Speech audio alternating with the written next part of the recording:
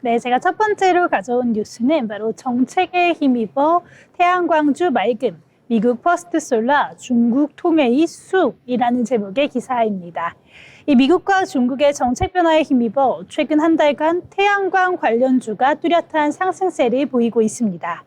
미국에선 이달 초에 통과된 하나의 크고 아름다운 법안 OBBBA가 핵심인데요.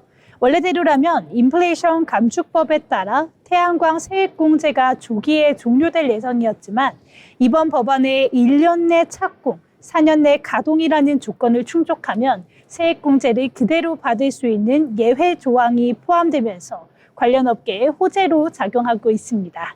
이 영향으로 미국 태양광 모듈 업체 제조업체인 이 퍼스트 솔라는 한 달 사이에 주가가 24% 넘게 급등했고요. 넥스트레이커와 인페이스 에너지도 각각 10%, 22%가량 상승했습니다. 이 중국에서도 반등세가 이어지고 있는데요.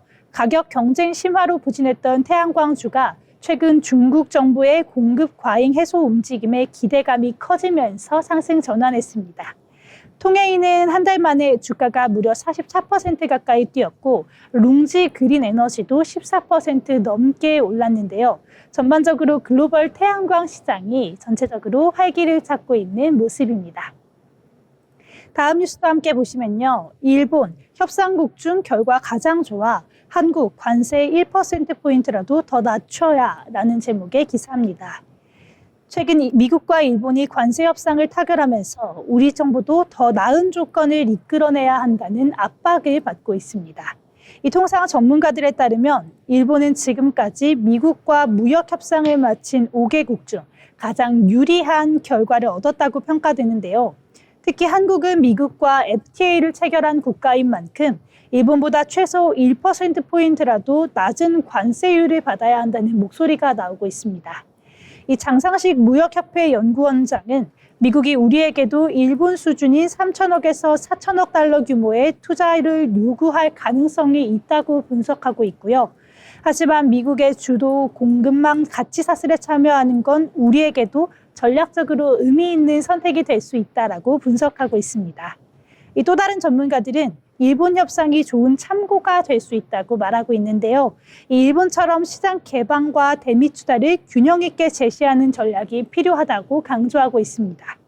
다만 한미 정상회담도 이루어지지 않은 상황에서 전격적인 합의를 서두르면 사회적인 혼란이 있을 수 있는 만큼 협상 시기를 조금 더 조율하자는 의견도 나오고 있습니다. 다음 뉴스입니다. 한국차 관세율 데드라인 15%못 지키면 미국 시장에서 분리. 미국과 일본이 자동차 관세를 낮추는 데 합의하면서 우리 정부의 대미 협상 부담이 커졌다는 말씀 드렸는데요. 일본은 기존 25%였던 상호 관세를 15%로 줄이는 데 성공했고요. 이로 인해 일본산 자동차는 가격 경쟁력인 측면에서 크게 우위를 점하게 됐고 한국산 자동차는 그대로 25%의 관세가 적용이 되면 굉장히 불리한 상황에 놓일 수밖에 없습니다. 이 문제는 일본과 한국이 미국 시장에서 가장 치열하게 경쟁하고 있는 국가라는 점인데요. 지난해 기준으로 미국 자동차 수입 시장 점유율은 일본이 13%, 한국이 11.5%로 비슷한 수준이었습니다.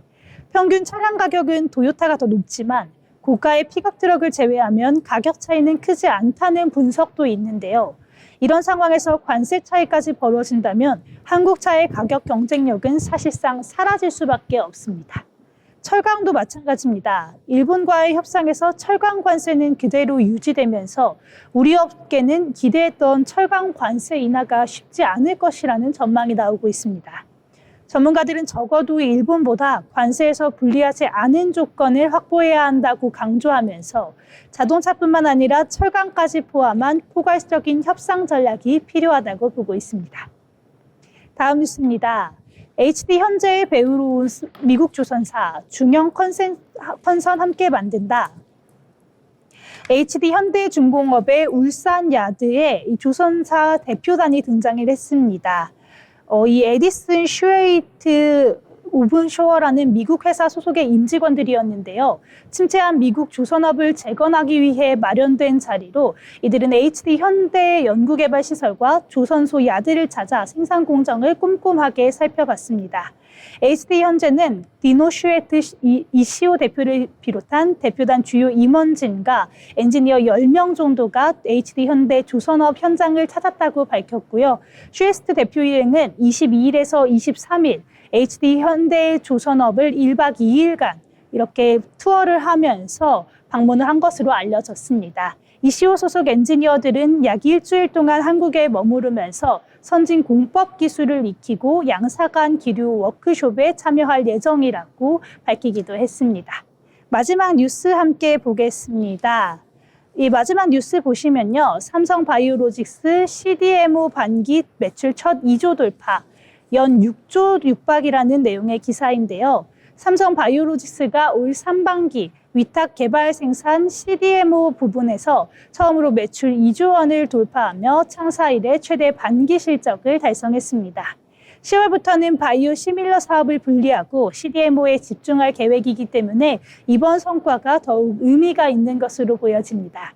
또한 삼성바이오로직스는 상반기 매출이 2조 5,882억 원, 영업이익이 9,623억 원을 기록했는데요. 지난해 같은 기간보다 각각 23%, 46% 넘게 늘었습니다.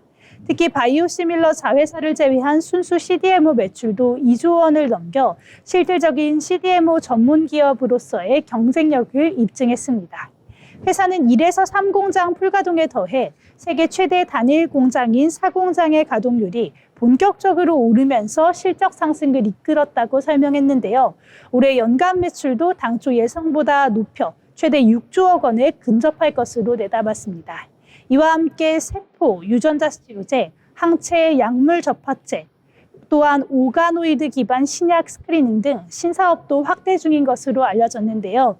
생산 능력은 4월에 완공한 5공장을 포함해 78만 리터를 넘었고 제2캠퍼스와 제3바이오 캠퍼스까지 완성되면 132만 리터 이상으로 늘어날 전망입니다. 올 상반기 수주액도 벌써 3조 3천억 원을 넘기면서 지난해 연간 수주 실적의 60%를 달성한 상황입니다. 삼성바이오로직스는 CDMO 본업 강화와 함께 글로벌 제약사 고객 확대에 박차를 강하고 있습니다. 제가 준비한 소식은 여기까지입니다.